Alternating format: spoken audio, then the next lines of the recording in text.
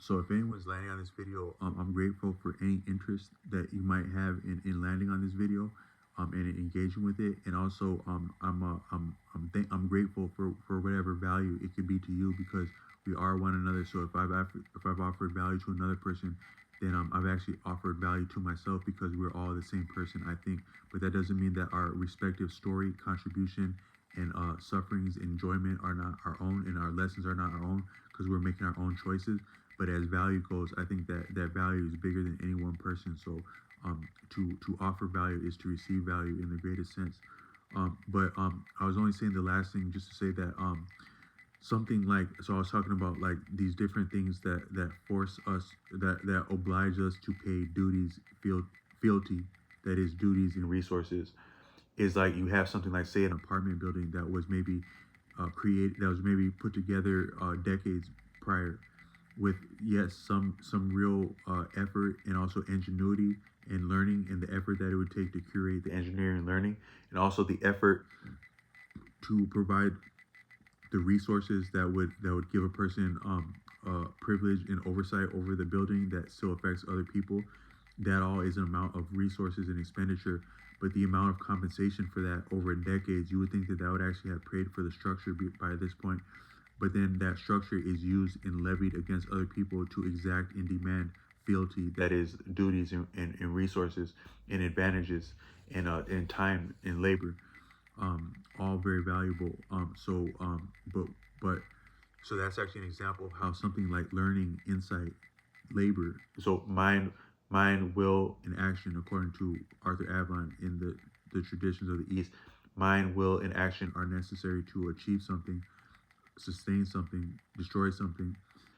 All that makes life viable, but it can work against the interests of human beings at a certain point. And so, in the older times, like with the guru class that Arthur Avalon was borrowing from, and promulgating some of their understanding, is that they have protections about learning and insight for that very reason, that it can be used as leverage, or it can just be used as maybe like cunning, or machinations, just in different ways to disenfranchise people and injure people in an inequitable and dishonest way, as a disservice to people.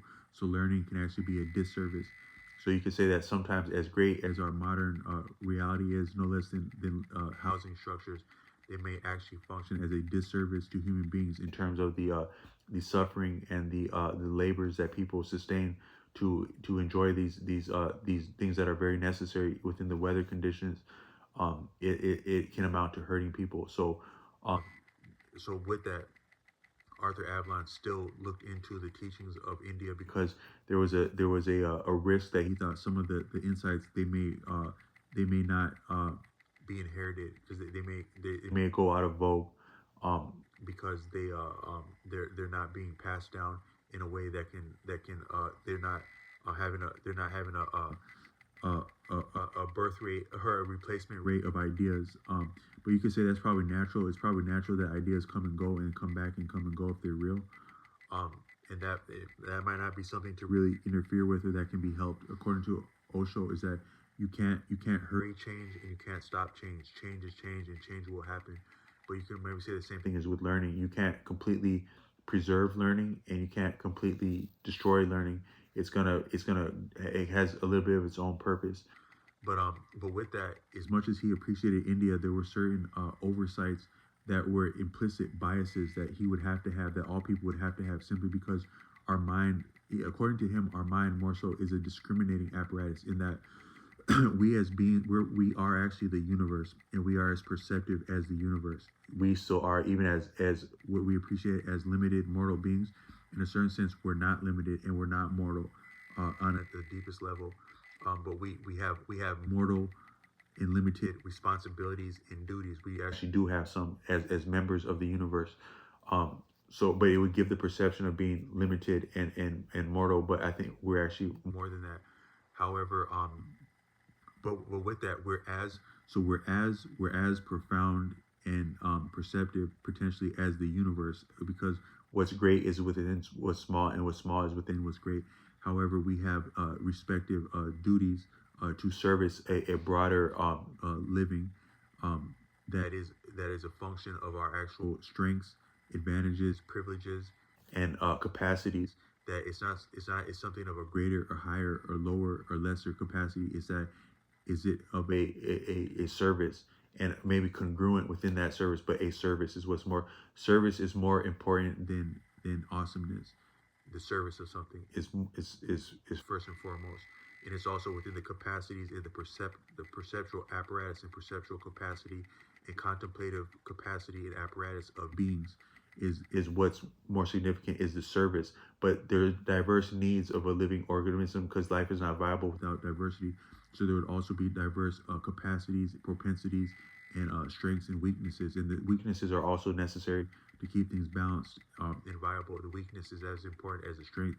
And some of the greatest strengths are actually hidden within and a function of weakness. That's according to that's part of the, I think that's part of the Holy Bible, is that the cornerstone, or like what's awesome more so looks for the strength within what's appreciated as weak. And the guitarist John Frusciante, one of the guitarists for the Chili Peppers, in some of the height of their popularity, and maybe currently, I don't know if he's still with the Chili Peppers. He had an interviews dating from the 90s and early 2000s where he's saying that more so he appreciates what's really outstanding and strong in what would seem weak. So some of our actual weaknesses would be attended by, or maybe the fertile ground of our greatest strength. Just as inspiration for anyone out there that struggles with something, what you struggle with might actually in fact be your real strength and contribution. Um, but um, uh, um, but our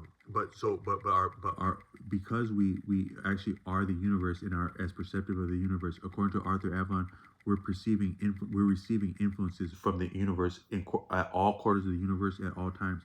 For me, that's like sometimes when you're alone at night, you hear the walls make a noise, like just like it would sound like the wood is cracking, like, but it's actually that wood has been stationary for so long, for decades.